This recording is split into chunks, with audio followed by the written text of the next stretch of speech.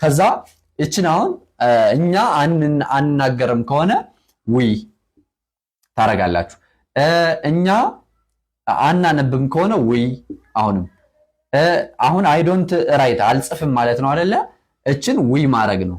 ዊ ካረኳት እኛ አንጽፍም። እኔ አልጽፍም ስለ የነበረው እኛ አንጽፍም ማረኩት ማለት ነው። አይ ዶንት ወርክ አልሰራም ነው አይደለ? አሁንም ይችን አጥፍቼ ዊ ካረኳት አልሰራም ሳይሆን አንሰራም ይሆናል ማለት ነው። ዊ ዶንት ወርክ አንሰራም።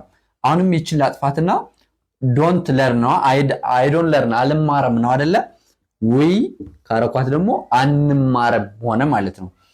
እዚች ጋር አልጽፍም ምንድነው አልጠጣም ማለት ነበር አይደለ? አንጠጣም ለማለት ደግሞ ዊ ታረጉታላችሁ ማለት ነው። አልበላም ነበር አይደለ? እችን አይ የምትለዋን ዊ እናረጋታለን አንበላም ትሆንልኛለች ማለት ነው። ስለዚህ በዚህ ልክ ነው ምን ያክል ቀላል እንደሆነ መረዳት ያለባችሁ። አሁን ሰዎች ረጃጅም ንግግሮችን ያደርጋሉ።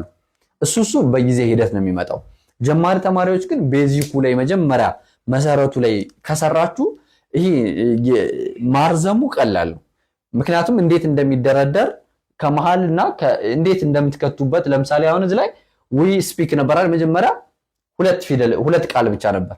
አሁንም የሆነ ነገር ስንፈልግ ዶንት ምትል ከመሃል ከተት የሆነ ነገር አሁንም ማብዛት ስንፈልግ ወይ በዚህ በኩል ወይ እዚህ ላይ የሆነ ቦታ ላይ መክተቱን ቀስ እያለን እንደርስበታለን ማለት ነው። ስለዚህ አሁን ፎከስ ማድረግ ያለባችሁ እነዚህ ሰባቶችን ማወቅ ከዛ ደግሞ እንዴት ከነዚህ ጋር እንደሚሄዱ መረዳት ይኖርባችኋል ማለት ነው። አሁን ደግሞ ምን አለ መሰላችሁ ትንሽ ለየት የሚያደርገው ምንድነው ፈርስት ፐርሰን፣ ሰከንድ ፐርሰን፣ ሰርድ ፐርሰን ምንላቸው አሉ። ፈርስት ፐርሰን ማለት እኔ ወይ ደግሞ እኛ ማለት ነው ፈርስት ፐርሰን። ሰከንድ ፐርሰን ማለት ደግሞ እኔ የማወራው ሰው ሰከንድ ፐርሰን ይባላል።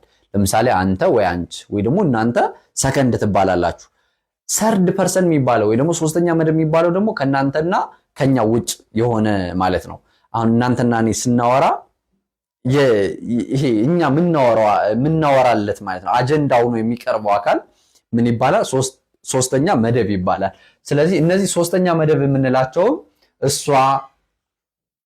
እሱ ወይ ደግሞ እሷና እሱ ኢት ስንል ማለት ነው። ከዛ ዘይ የሚለው በፕሉራል ማለት ነው። እና እነዚህ ነጠላ የምንላቸው ሺና ኢት የምትባለዋ ለምሳሌ ዊ ስፒክ የምንለውን ትንሽ ኤስ ይጨምራሉ ወይ ኢኤስ ይጨምራሉ እንደ ሁኔታው ማለት ነው። ለምሳሌ አሁን እዚህ ጋር እሷ ትናገራለች ማለት ብፈልግ እሷ ትናገራለች ለማለት ሺ እላለሁ። እሺ እሷ ማለት ነው አይደለ? ትናገራለች ስፒክስ ነው ምለው። ስፒክ ካልኩ በኋላ ኤስ ጨምራል። ሺ ስፒክስ እሷ ትናገራለች ለማለት የግድ ይችን ኤስ ትጨምራላችሁ ማለት ነው።